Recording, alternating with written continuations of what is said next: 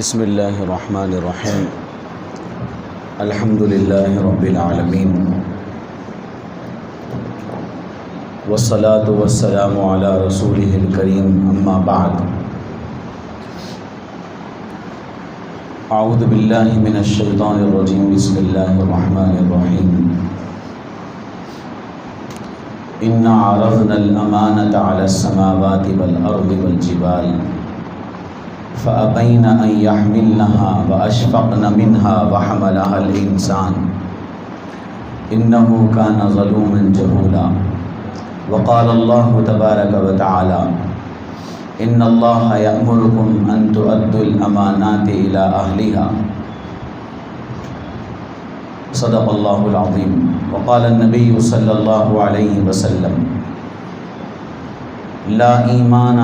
لمن لا أمانة له او کما قال رسول اللہ صلی اللہ علیہ وسلم سبحان ربک رب العزت عما یصفون وسلام علی المرسلین والحمد للہ رب العالمین اللہم صل علی سیدنا محمد وعلی آل سیدنا محمد وبارک وسلم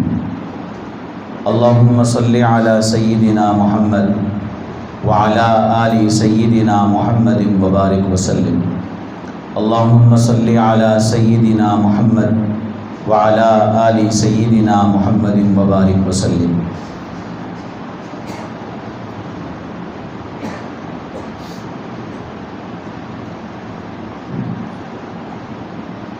امانت شریعت کی نظر میں یہ ہے کہ کسی کا کسی معاملے میں بھروسہ ہو اور وہ اس بھروسے کو پورا کرے اور اس بھروسے کو باقی رکھے، اس کو شریعت میں امانت کہتے ہیں۔ عام طور پہ ہمارے درمیان میں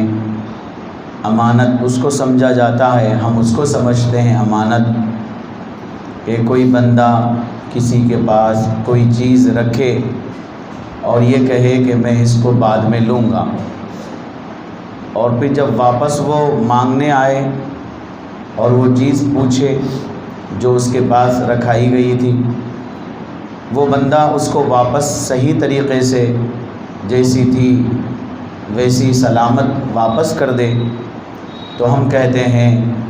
کہ یہ امانت اس کے پاس رکھی گئی، اس نے اس امانت کو پورا کیا ہے۔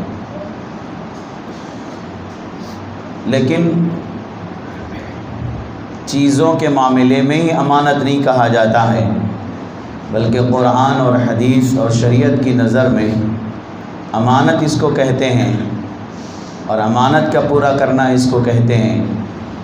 کہ کسی بندے کا کسی اور بندے پر بھروسہ ہو کسی بھی معاملے میں، اور وہ اس بھروسے کو پورا کرے، توڑے نہیں، اس اعتماد کو نہ توڑے بلکہ اس اعتماد کو پورا کرے، تو اس کو کہتے ہیں کہ امانت اس نے صحیح طریقے سے ادا کی ہے۔ اللہ رب العزت کا اپنے بندوں کے اوپر اعتماد اور بھروسہ کہ میرا بندہ یہ کرے گا، میں بندے کو یہ چیز دے رہا ہوں، یہ اس کو سنبھالے گا، اور اس نے جو مجھ سے وعدہ کیا ہے اس وعدے کو یہ پورا کرے گا، تو یہ اللہ کی طرف سے بندے کے درمیان میں امانت ہے۔ اور رسول اللہ صلی اللہ علیہ وسلم کا اپنے امتیوں پر اعتماد کہ میرے امتی ایسا کریں گے، ایسی زندگی گزاریں گے اور میری تعلیمات پر عمل کریں گے، تو حضور صلی اللہ علیہ وسلم کا اپنے امتیوں پر اعتماد کرنا، بھروسہ کرنا، اور امتی کا اس بھروسے کو پورا کرنا،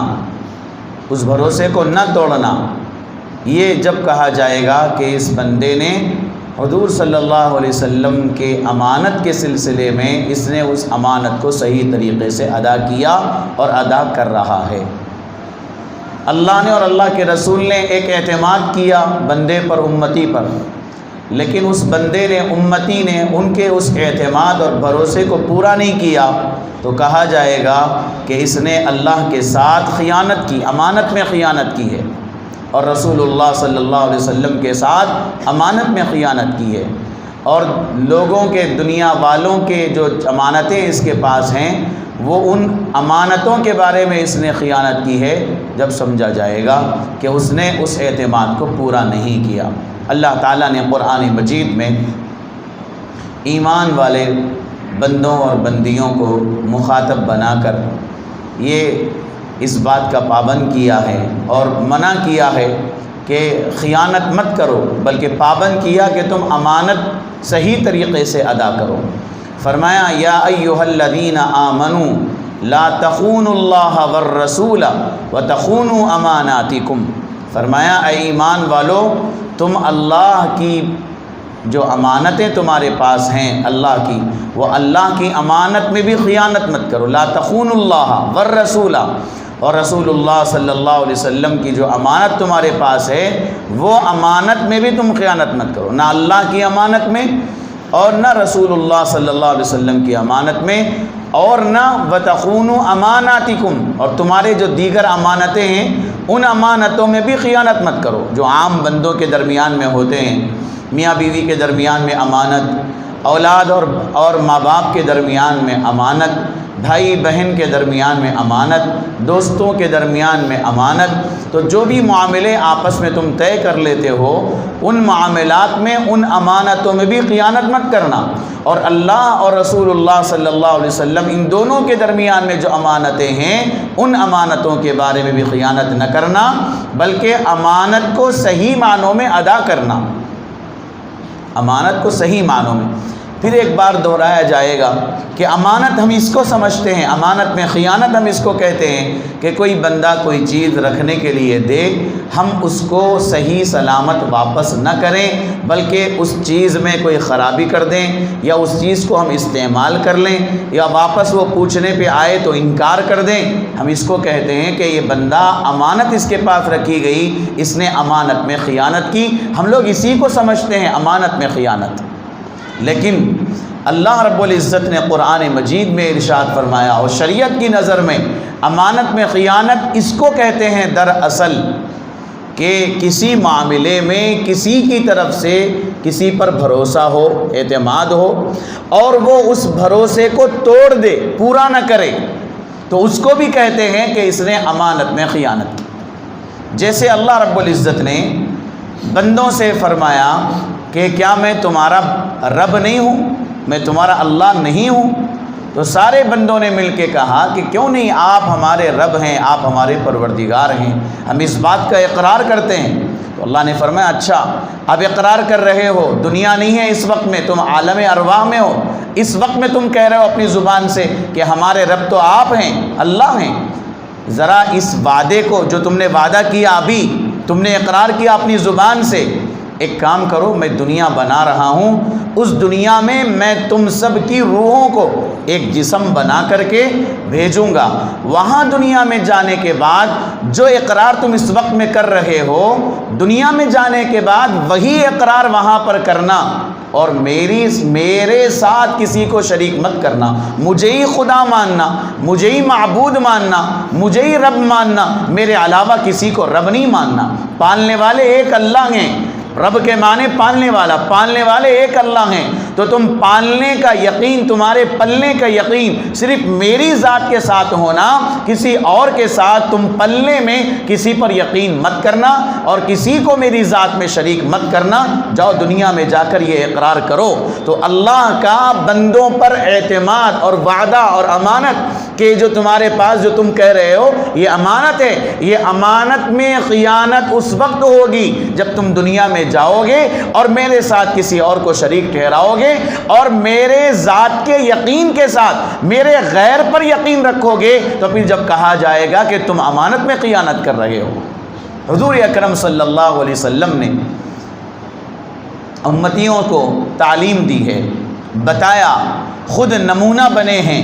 اور ساری زندگی آپ نے بتایا کہ کیسے زندگی گزارنا ہے، خوشی کا موقع، غم کا موقع، ہر موقع پر تعلیم دی، اور اپنے امتیوں پر بھروسہ رکھا، اعتماد رکھا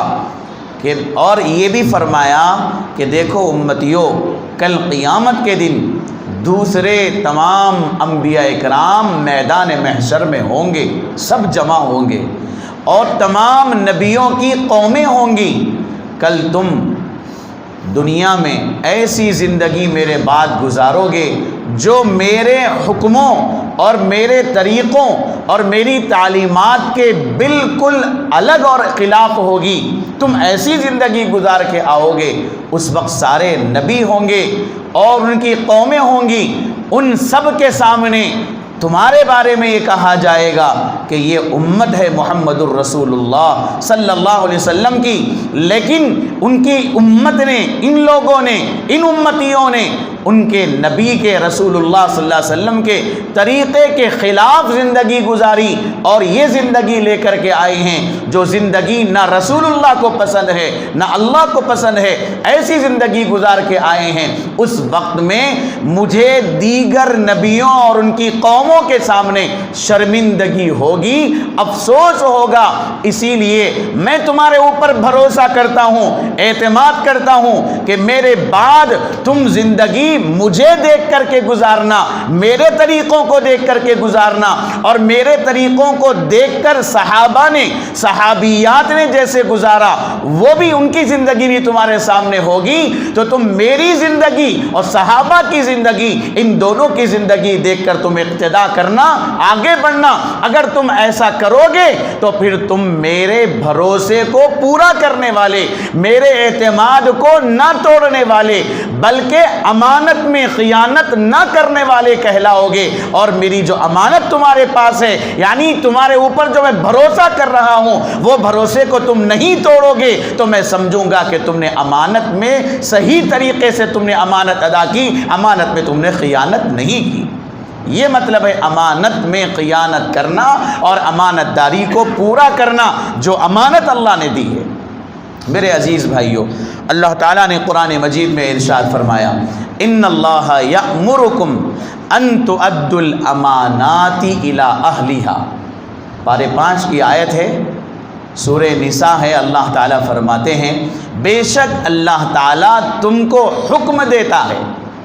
اس سے پہلے کی جو آیت پڑھی گئی اس میں اللہ نے بتایا لا تخونوا اللہ والرسول وتخونوا اماناتکم، نہ اللہ کے بارے میں خیانت کرو، نہ رسول اللہ کے بارے میں خیانت کرو، اور نہ دیگر لوگوں کی امانتوں کے بارے میں خیانت کرو، منع کر دیا۔ اس آیت میں حکم دیا کہ امانت داری کے ساتھ زندگی گزارو۔ ان اللہ یأمرکم، بے شک اللہ تعالیٰ تم کو حکم دیتا ہے ان تؤدوا الامانات الی اہلہا، جس کی جو امانت تمہارے پاس ہے وہ امانت کو تم صحیح معنوں میں ادا کرو، جس امانت کا جو حق ہے وہ حق تم، وہ امانت تم صحیح معنوں میں ادا کرو، امانت میں خیانت مت کرو۔ اللہ تعالیٰ نے صاف حکم دیا قرآن کی آیت میں۔ میرے عزیز بھائیوں، قرآن مجید میں اور احادیث میں ہماری زندگی کو بھی امانت کہا گیا ہے۔ اللہ نے جو ہمیں زندگی دی ہے، اس وقت جو اللہ نے زندگی دی، صحت دی ہے، ہماری سانس چل رہی ہے، یہ ایک ایک سانس ہمارے پاس امانت ہے، یہ زندگی ہمارے پاس امانت ہے۔ ہمارے جیب میں اور ہمارے پاس جو پیسہ پڑا ہوا ہے وہ پیسہ ہمارے پاس امانت ہے۔ ہم جس گھر میں رہتے ہیں وہ گھر ہمارے پاس امانت ہے، چاہے وہ گھر ذاتی گھر ہو تب بھی ہمارے پاس امانت ہے، چاہے وہ گھر کرائے کا گھر ہو تب بھی وہ گھر امانت ہے۔ اگر ذاتی گھر ہے تو اللہ کا اور بندے کا گھر کے معاملے میں امانت ہے، اگر کرائے کا گھر ہے تو اللہ کا اور جس کا گھر ہے جو مالک ہے اس کے اور کرائے دار، ان تینوں کے درمیان میں وہ گھر امانت ہے۔ تو اللہ نے گھر دیا وہ بھی امانت ہے، لباس دیا وہ بھی امانت ہے، اللہ تعالیٰ نے علم دیا وہ بھی امانت ہے، اللہ نے دعوت و تبلیغ کی ذمہ داری دی وہ بھی امانت ہے، اللہ رب العزت نے اولاد عطا فرمائی وہ امانت ہے، اللہ نے بیوی دی ہے وہ امانت ہے، اللہ نے ماں باپ دیے ہیں اور ماں باپ کی خدمت کا حکم دیا ہے،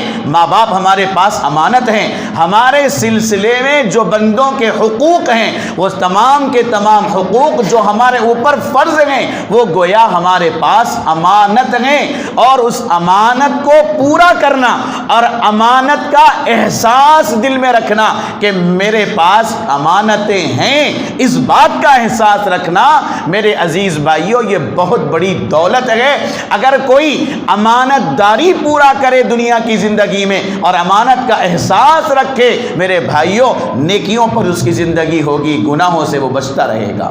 اس بات کا بار بار احساس، یہ بھی زندگی میری اپنی زندگی نہیں ہے۔ جیسے علماء اکرام مثال دے کے سمجھاتے ہیں کہ امانت ہمارے پاس ہے اور امانت میں ہم مالک نہیں ہوتے ہیں، امانت میں کوئی بندہ مالک نہیں ہوتا، بلکہ امانت کا مطلب یہ ہوتا ہے کہ چند دنوں کے لیے تمہارے پاس یہ چیز رکھی جا رہی ہے، اس کی حفاظت کرو، اس کی حفاظت کرو۔ بعض وقت امانت میں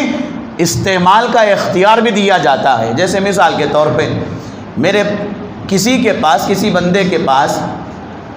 5,000 روپیے ہیں، وہ بندہ یہ کہتا ہے یہ 5,000 تمہارے پاس رکھو، امانت ہیں۔ یہ 5,000 میں پورے 500 کے نوٹ ہیں، پورے 500 کے نوٹ ہیں، تو اگر یہ کہے کہ یہ جو نوٹ ہیں 500 کے واپس کرتے وقت مجھے 500 کے ہی نوٹ چاہیے اور یہی نوٹ چاہیے، تو پھر اس موقع پر بندے پر یہ لازم ہوتا ہے کہ وہی نوٹ واپس کرتے وقت وہی ادا کرے، اس میں ایک نوٹ بھی اپنے جیب کی نکال کر عدل بدل نہ کرے۔ یہ امانت ہے کہ بعینی ہی وہی امانت واپس کر دی جائے۔ اور بعض وقت ایسا ہوتا ہے کہ کوئی بندہ امانت رکھتے ہوئے کہتا ہے یہ 5,000 روپیے رکھو، اگر آپ استعمال میں لانا چاہتے ہیں، ضرورت پڑی آپ کو تو بالکل آپ استعمال میں لائیے، اس کو خرچ کیجئے، لیکن مجھے 3 مہینے کے بعد واپس چاہیے، میں 3 مہینے کے بعد لوں گا۔ اگر آپ اس کو خرچ کرتے ہیں، بعد میں آپ 2,000 کے یا 100 روپیے کے یا 50 روپیے کے تمہارے پاس جیسے اس وقت میں اماؤنٹ بنے گا، اس نوٹ میں آپ مجھے پھر واپس کر سکتے ہیں، آپ کو اختیار ہے۔ تو میرے عزیز بھائیوں، اس موقع پر جس کے پاس امانت رکھی جا رہی ہے اس کو اختیار ہوگا کہ وہ چاہے تو اس کو استعمال کرے، بعینی ہی اگر نہ دے تو کم سے کم وہ اماؤنٹ کے حد تک تو پھر واپس کر دے، تو اختیار دیا جاتا ہے استعمال کا۔ بعض امانت میں بعض لوگ اختیار نہیں دیتے، بالکل وہی واپس کرو۔ اللہ رب العزت نے بھی قرآن مجید ہمیں دیا ہے، حدیثیں ہمیں عطا فرمائی ہیں، علم ہمیں دیا ہے، علم امانت ہے، قرآن امانت ہے، حدیث امانت ہے، تو یہ امانت جو اللہ نے دی ہے، یہ امانت میں ہمیں اختیار نہیں دیا گیا کہ ہم اس میں سے بدلیں، بلکہ جو ہے، جتنا ہے، جیسا ہے ویسا، چاہے تو اس کو یاد کرو، زبانی یاد کرو، قرآن کو زبانی یاد کرو، چاہے تو پوری حدیثوں کو سمجھو، اس پر عمل کرو، کوشش کرو،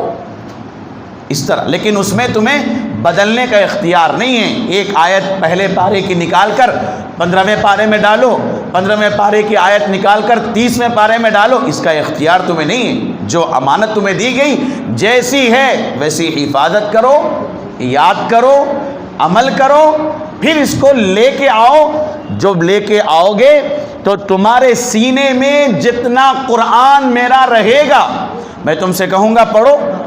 اگر تمہیں جنت کی سیڑھیاں چڑھتے ہوئے تمہیں صرف انا آتینا کل کوثر تم نے ایک سورہ پڑھ لیا، تو انا آتینا کل کوثر کا سورہ پڑھنے تک جنت کی 3-4 سیڑھیاں اگر تم نے چڑھی تو ہر سیڑھی پر تمہارے لیے اللہ نے جنت میں ایک درجہ رکھا ہے، تو تم ایک سیڑھی چڑھو گے تو ایک درجہ بلند۔ اگر تمہارا انا آتینا کل کوثر کا سورہ ختم ہونے تک اگر تم نے 5 درجے چڑھ لیے، 5 سیڑھیاں تم نے چڑھ لی، تو سمجھ جاؤ 5ویں درجے پہ تمہارا مقام ہے۔ اگر تمہیں 2 پارے یاد ہیں، 5 پارے یاد ہیں، 10 پارے یاد ہیں، پورا قرآن یاد ہے، اگر تم پڑھتے ہوئے جاؤ، صحابہ نے پوچھا اللہ کے نبی صلی اللہ علیہ وسلم کوئی کوئی پڑھنے میں تیز پڑھتا ہے، کوئی آہستہ پڑھتا ہے۔ فرمایا جیسے پڑھو گے تمہیں اختیار ہے، تم اگر آہستہ پڑھ کے بڑی منزل پر پہنچنا چاہتے ہو تو تمہاری مرضی ہے، تم تیز پڑھتے ہو، لیکن یاد رکھو ایک حدیث میں یہ بھی اشارہ ملتا ہے کہ دنیا میں بندے کو جیسے قرآن پڑھنے کی عادت ہوگی، کل قیامت کے دن وہ ویسے ہی پڑھے گا۔ اگر کوئی دنیا میں تیز قرآن پڑھنے والا حافظ ہے، تیز قرآن پڑھنے والا ہے، اگر اسے یاد ہے اور جنت کی سیڑھیوں پہ چڑھتا جا رہا ہے، اگر اس طرح تیز قرآن پڑھتا ہے تو وہ آہستہ پڑھنے کی کوشش کرنے کے باوجود بھی وہ آہستہ پڑھ نہیں سکے گا۔ اور جو بندہ دنیا کے اندر آہستہ قرآن پڑھتا ہے، اِنَّا أَعْطَيْنَاكَ الْكَوْثَرَ، اگر وہ جنت کی سیڑھیاں چڑھتے ہوئے مارے خوشی کے تیز پڑھنا چاہے تو پڑھ نہیں سکتا۔ اس لیے فرمایا دنیا میں قرآن پڑھو تو ترتیل کے ساتھ، تجوید کے ساتھ، ایک ایک حرف کی رعایت کرتے ہوئے آہستہ انداز میں، آرام سے، اچھے انداز میں ایک ایک لفظ کو ادا کرتے ہوئے قرآن پڑھنے کی عادت ڈالو، تاکہ کل جنت کے اندر بھی تم آرام سے پڑھتے جاؤ قرآن اور تمہیں جنت میں سیڑھیاں ملتی جائیں۔ تو میرے عزیز بھائیوں، یہ قرآن مجید امانت، تو بعض امانتیں وہ ہوتی ہیں جن امانتوں کو دینے کے بعد یہ کہا جاتا ہے کہ اس کو بالکل ویسے ہی واپس کرو۔ تو قرآن، حدیث، شریعت اور یہ سب اللہ نے ہمیں امانت دی اور فرمایا اس میں تم بدل نہیں سکتے، جو ہے جتنا ہے اتنا عمل کرو اور یاد کرو کل آؤ میں اس کا بدلہ دوں گا۔ اور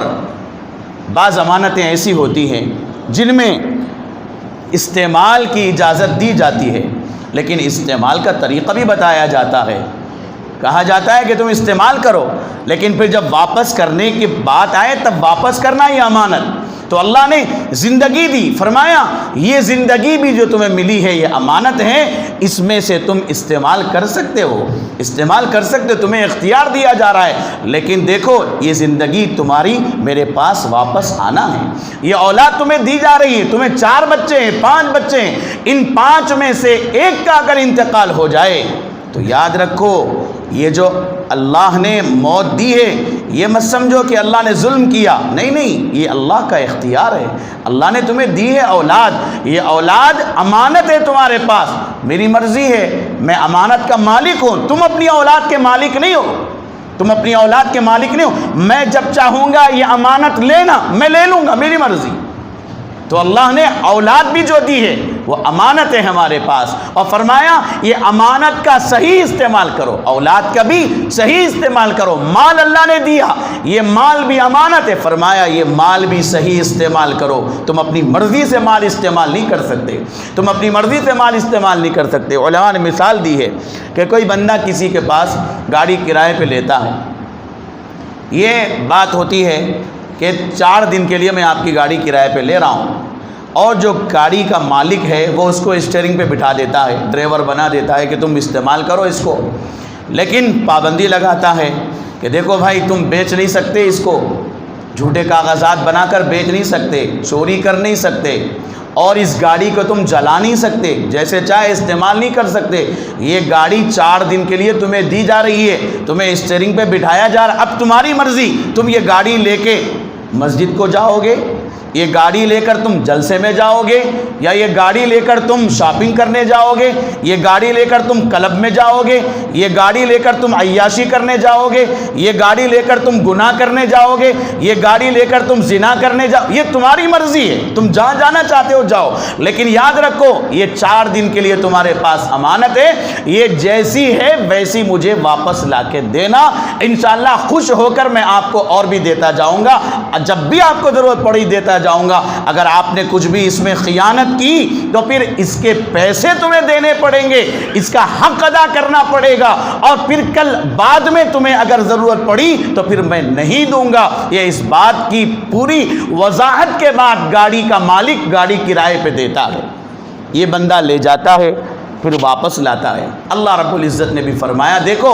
یہ امانت میں تمہیں جو دے رہا ہوں، جتنی امانتیں ہیں اگر تم یہ امانت صحیح استعمال کرو گے، یہ مت سمجھو یہ امانت کے تم مالک بن گئے، جیسے چاہے استعمال کر سکتے ہو۔ اسی لیے فرمایا گیا اگر کوئی بندہ خودکشی کرتا ہے، اپنے آپ کو مار لیتا ہے، پھانسی پر چڑھتا ہے، یا نیند کی گولیاں کھاتا ہے مر جاتا ہے، یا کوئی دوا زہر کھاتا ہے اور انتقال ہو جاتا ہے، خودکشی کر لیتا ہے، تو خودکشی کرنے والا، کشی بھی کہتے ہیں کشی بھی کہتے ہیں، تو کشی اور کشی اس کے معنی اپنے آپ کو مار لینا، خودکشی اپنے آپ کو ختم کر لینا، یہ اس لیے حرام ہے۔ اور شریعت کا مسئلہ بھی ہے کہ اگر مسجد کا امام ہے، اگر نکاح پڑھانے والا قاضی ہے، اگر کوئی محلے کا مفتی ہے، کوئی محلے کا رہبر ہے، ذمہ دار ہے، دینی ذمہ دار، اگر مسجد کو ایسے بندے کا جنازہ آئے جس نے خودکشی کر لی ہے، تو شریعت میں یہ مسئلہ ہے کہ عبرت کے لیے، دوسروں کو ہوش میں لانے کے لیے، سبق سکھانے کے لیے امام جنازے کی نماز نہ پڑھائے، صاف انکار کر دے، میں نہیں پڑھاؤں گا ایسے آدمی کی نماز جنازہ جو خودکشی کرتا ہے۔ کیوں؟ اس لیے کہ دوسرے لوگ جو موجود ہوں گے ان کو دیکھ کر عبرت ہوگی، ارے بھائی خودکشی کر لیں گے تو مسجد کا امام بھی نماز پڑھانے سے انکار کرے گا۔ اس بات کی عبرت کے لیے کہا گیا کہ انکار کرے۔ ہاں تعلقات ایسے ہیں، کوئی پڑھانے والا نہیں ہے اور موقع ایسا نہیں ہے، غفلت کی وجہ سے کسی وجہ سے ایسا واقعہ ہوا ہے اور علاقے میں ویسا نہیں ہوتا ہے، اچانک ہو گیا، ایسے موقع پر ایک دم کڑا حکم نہیں ہے، اگر پڑھانا چاہے پڑھا سکتے ہیں، لیکن عبرت کے لیے اعلان کر دے میں نماز جنازہ نہیں پڑھاؤں گا تاکہ آئندہ کسی کو خودکشی کرنے کی ہمت نہ ہو۔ تو میں عرض یہ کر رہا ہوں خودکشی حرام کیوں ہے؟ اس لیے کہ یہ زندگی اللہ نے جو دی ہے، انسان کا جو جسم ہے، یہ جسم ایک گاڑی ہے، ایک گاڑی کی طرح ہے، جیسے گاڑی کرائے پہ دی جاتی ہے ویسے اللہ نے یہ جسم ہمیں کرائے پہ دیا ہے، امانت کے طور پہ دیا ہے، اور اس میں جو ہماری روح ہے وہ روح ہماری اس گاڑی کا ڈرائیور ہے، ہم جس کو جیسے چاہیں استعمال کر سکتے ہیں، اللہ نے اختیار دیا، لیکن فرمایا تم اپنے آپ کو کاٹ لے نہیں سکتے، خودکشی کرنا تو دور کی بات ہے، تم اپنے آپ کو بلیڈ وغیرہ لے کر، نقصان دینے والی چیز کو لے کر تم کاٹ بھی نہیں سکتے، تمہیں اجازت نہیں ہے۔ کیوں؟ اس لیے کہ تم اس جسم کے مالک نہیں ہیں، جیسے چاہے تم اس کے ساتھ یوز کرو، استعمال کرو اس جسم کا، بلکہ یہ جسم تمہارے پاس امانت ہے۔ اگر کوئی خواہ مخواہ غصے میں آ کر اپنی رگ کاٹ لیتا ہے تو رگ کاٹنے پر اسے مرا نہیں لیکن خودکشی کا گناہ ہوتا ہے۔ جیسے کوئی مرڈر نہ کرے لیکن مرڈر کے لیے آگے بڑھے تو اس کے مرڈر کا کیس ہوتا ہے، خودکشی کے لیے آگے بڑھے اس کو خودکشی کرنے والا کہا جاتا ہے، حالانکہ جان جائے نہ جائے۔ اسی طرح شریعت میں یہ ہے، اگر کوئی اپنے آپ کو کاٹ لے جسم کے کسی حصے کو لیکن مر نہ جائے، اسے خودکشی نہیں ہوئی لیکن اس کو خودکشی کے درجے میں رکھ کر اسے خودکشی کا گناہ ملتا ہے۔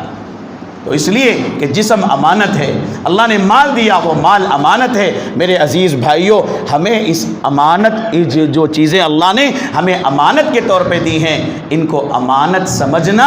اور اس کو اپنی سمجھ کر استعمال نہ کرنا، بلکہ یہ واپس ہونے والی ہے، اس کو واپس کرنا ہے۔ جیسے ہم بار بار سنتے رہتے ہیں، اللہ کے پاس سے بندہ اس وقت تک نہیں ہٹتا جب تک کہ وہ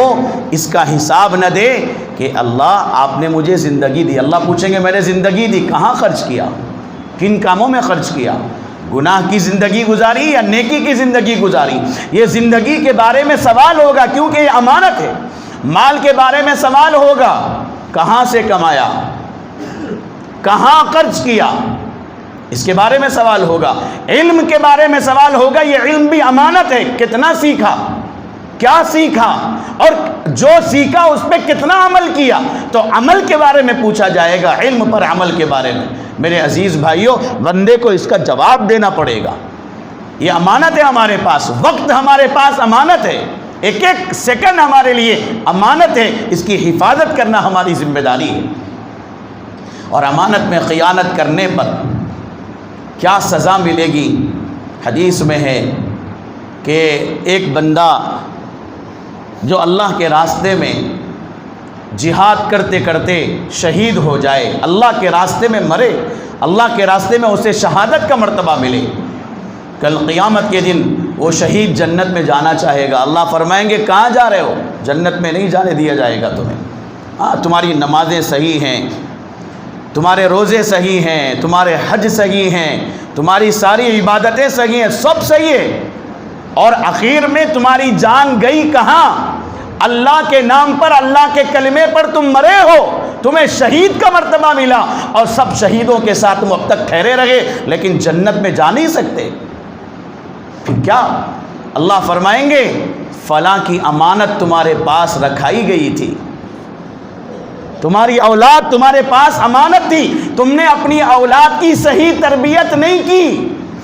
ان کو دین کا علم نہیں سکھایا، میں نے تمہیں مال دیا، تم نے مال کو غلط استعمال کیا، مال میں تم نے خیانت کی ہے، اس لیے وہ امانت ادا کرو۔ وہ شہید کہے گا اللہ کہاں سے ادا کروں، دوبارہ واپس جانے کا موقع نہیں ہے، کہاں سے واپس کروں؟ اللہ فرمائیں گے وہ امانت جو تمہارے پاس تھی تم نے ادا نہیں کی، وہ امانت دوزخ کے اندر فلاں جگہ موجود ہے، گہرائی کے اندر، جاؤ جا کر لاؤ۔ یہ شہید دوزخ کے اندر داخل ہوگا، اور جو امانت کو اللہ تعالیٰ ایک شکل صورت بنائیں گے اور وہ دوزخ کے اندر رہے گی، اسے نظر آئے گی، بڑی مشکل سے انگاروں میں جلتے ہوئے وہ امانت کے پاس پہنچے گا اور اس کو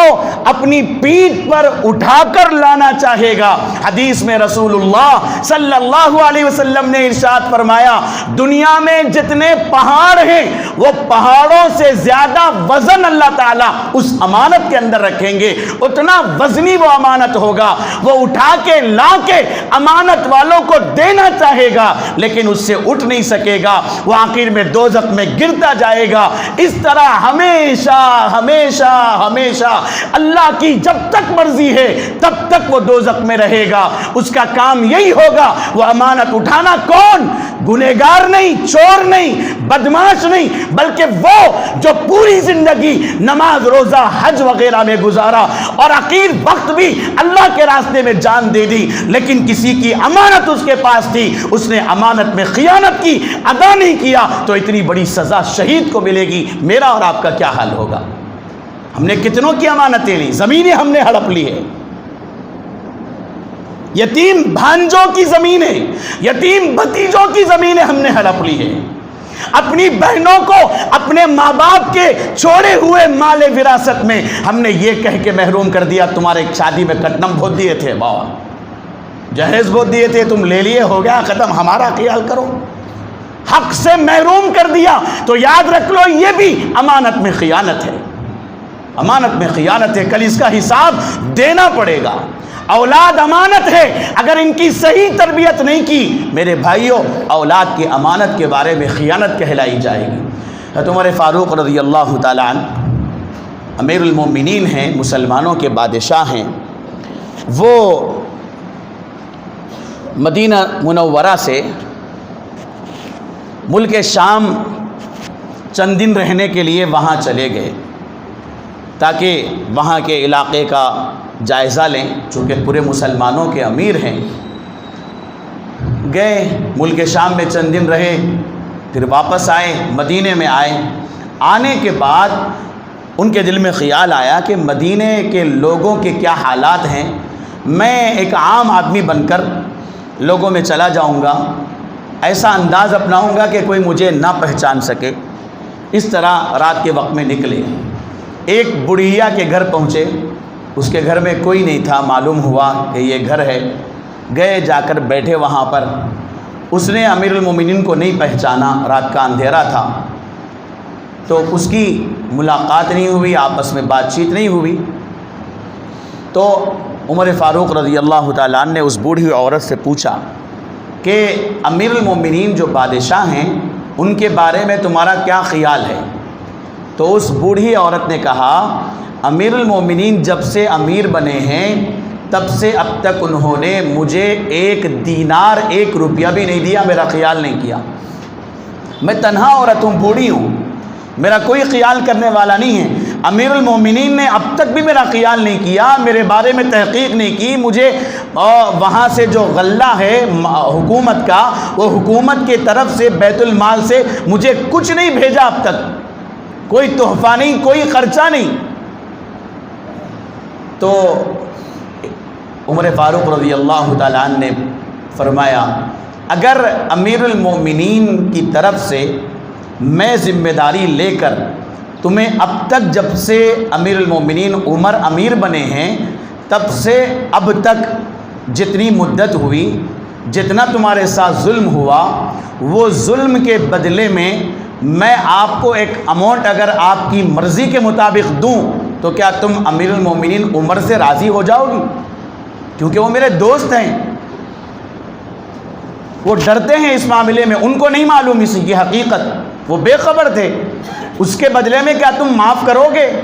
تو پہلے تیار نہیں ہوئی، وہ بولنے لگی تم کیوں دو گے، میں ان سے جا کے مانگوں گی، ان سے حق مانگوں گی۔ تو عمر فاروق رضی اللہ تعالیٰ نے فرمایا نہیں، وقت نہیں، ابھی اسی وقت میں آپ تیار ہو جائیے، تمہارے ساتھ جو ظلم ہوا وہ مظلومیت کے بدلے میں تم کتنے پیسوں میں تم راضی ہو جاؤ گی؟ تو اس نے کہا 25 دینار۔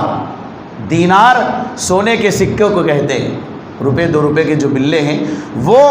بڑے اس زمانے میں سونے کے جو سکے ہوتے تھے جن کو اشرفی کہتے ہیں اس کو کہتے تھے دینار۔ اس نے کہا 25 دینار پر میں راضی ہوں گی۔ یہ بات چل رہی تھی، ادھر سے حضرت علی رضی اللہ تعالیٰ عنہ غالباً اور حضرت عبداللہ ابن مسعود رضی اللہ تعالیٰ عنہ وہ دونوں آ رہے تھے۔ انہوں نے دیکھ کے پہچان لیا عمر فاروق کو۔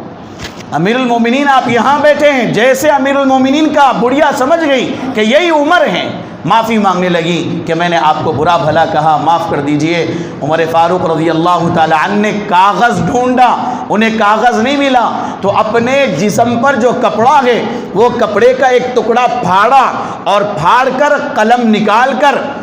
لکھا یہ بات کہ کل قیامت کے دن اللہ عمر سے اس بڑھیا کے بارے میں حساب نہ لے، یہ بڑھیا عمر کو معاف کرتی ہے اس بات پر کہ اسے 25 دینار ملے۔ کل قیامت کے دن اس بڑھیا کے بارے میں عمر بری الذمہ ہیں، یہ لکھ کر کے فرمایا تم بھی اپنا نام لکھو، تم بھی یہاں پر اپنا دستخط کرو، میں بھی اپنا نام لکھتا ہوں۔ اور پھر فرمایا اس معاملے کے گواہ عبداللہ ابن مسعود اور حضرت علی یہ دونوں گواہ ہیں۔ پھر واپس پہنچے، رات میں نیند نہیں آ رہی ہے، وہ ٹکڑا نکالا، اپنے بیٹے کو بلایا، عبداللہ کو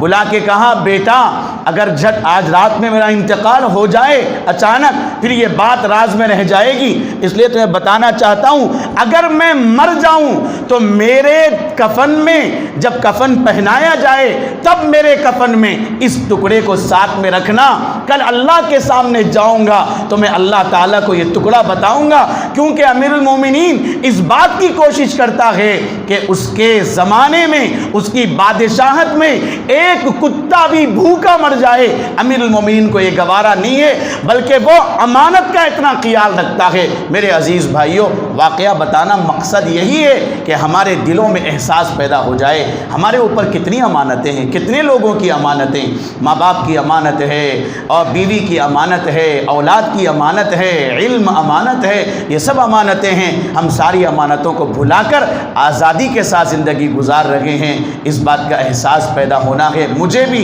آپ کو بھی، ہم سب اس بات کے محتاج ہیں۔ اللہ سے دعا فرمائیں اللہ رب العزت مجھے آپ کو سب کو امانت داری ادا کرنے کی، امانت کو صحیح ادا کرنے کی اور خیانت سے بچنے کی اللہ توفیق عطا فرمائیں۔ آمین۔ وآخر دعوانا الحمدللہ رب العالمین۔